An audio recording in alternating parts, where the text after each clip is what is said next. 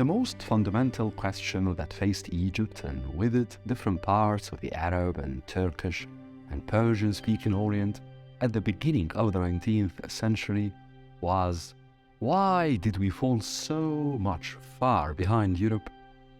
That was few hundred years earlier a backwater lurking under ignorance and crudeness compared to our learned, sumptuous cultures. That we were shockingly lagging was uncontested. Defeat at the hands of Napoleon's conquering army at the very end of the 18th century, and a glaring European superiority in sciences and arts and living standards, which were conspicuously clear throughout Napoleon's short campaign on Egypt, left no room for debates. The most fundamental problem in attempting to answer that question was that Egypt did not know Europe. Egypt got a glimpse of Europe through what she had gleaned from the lives and manners of the soldiers, scientists, and artists who had come with Napoleon. But the whole behind these fragments of observations was unknown. Up until the early 19th century, Europe was neither a stirring notion for Egyptians nor an interesting destination for travelers from the country or from its neighboring region. There were scattered accounts of Levantine administrators during the Crusades who had collaborated with the European armies and who, fearing death at the hands of the victorious Mamluks, fled to Europe. These accounts talked of hardship and cold weather, dense forests, and poor towns, but it is highly likely that these accounts entailed a lot of fabrication. In the Levant, some warlords in the 15th and 16th centuries had sought refuge from the Ottomans in Europe, particularly in Tuscany in Italy. Stories of their lives in the course of rich Italian families reached the region and were quite popularized in the Levant, and so scholars in Egypt were aware of them.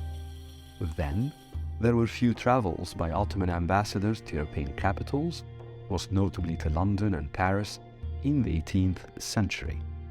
These ambassadors' memoirs had found a good reception back home in Istanbul, but primarily in elite circles, and we do not know if the stories crossed the Mediterranean and reached Egypt at the time. This is why Europe remained until the early 19th century a terra incognita in Egypt.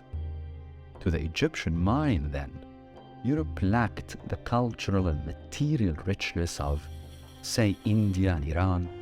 It lacked the mystery that surrounded China's old civilization, and it even lacked the mythical factor that had for centuries encompassed Egyptian thought about, say, sub-Saharan Africa and the lands beyond the Atlantic.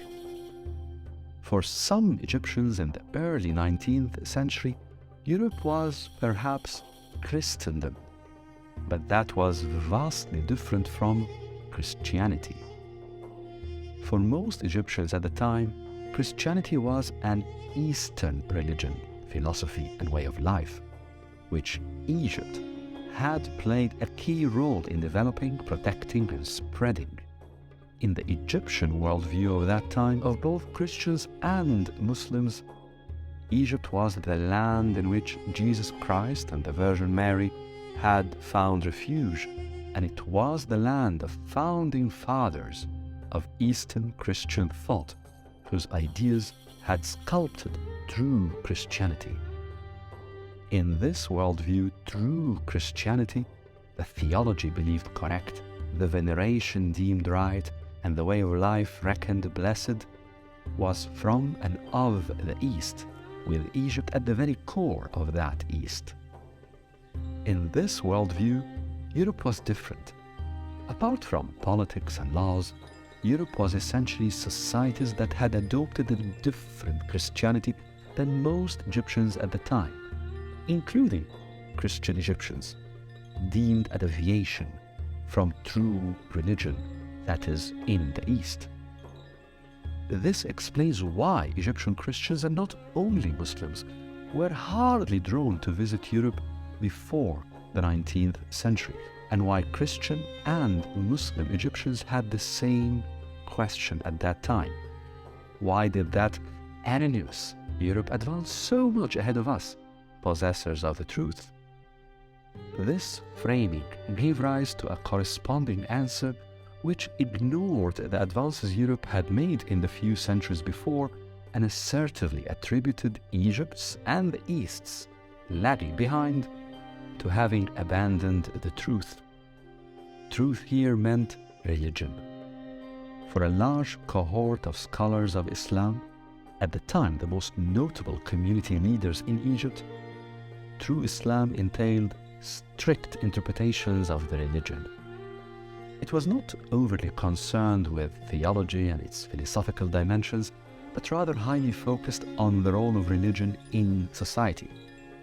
In this view, Egypt and the entire East regressed and were conquered because they had abandoned the norms of living and of organizing society according to, in this view, divine will.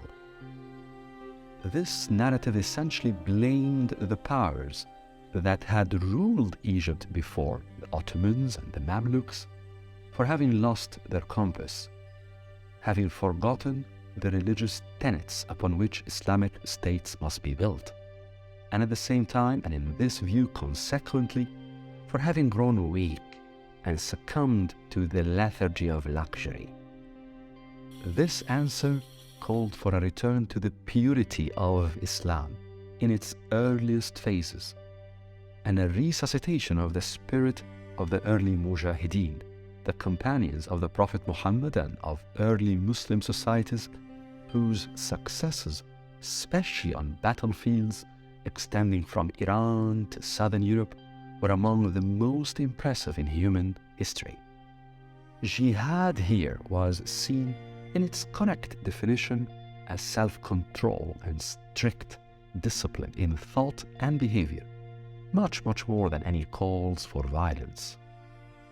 This answer entailed two new ideas.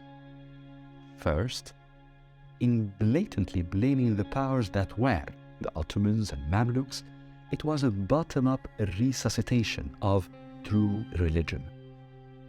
And this resuscitation was not expected from the Caliphate in Istanbul nor from any Mamluk prince. It was, in this view, the duty of society. It was the most notable sense of agency, of taking control of the fate of society in Egypt and in vast parts of the region since many centuries before. Second, this answer effectively called for a revolution in Egyptian politics. For if, in this view, the old regime of the Ottomans and Mamluks had led to defeat and regress, then a new regime must come to power. And indeed, as the next episode in this series will show, a revolution took place, led by Al-Azhar, the most famous seat of learning in Sunni Islam and the world's oldest university.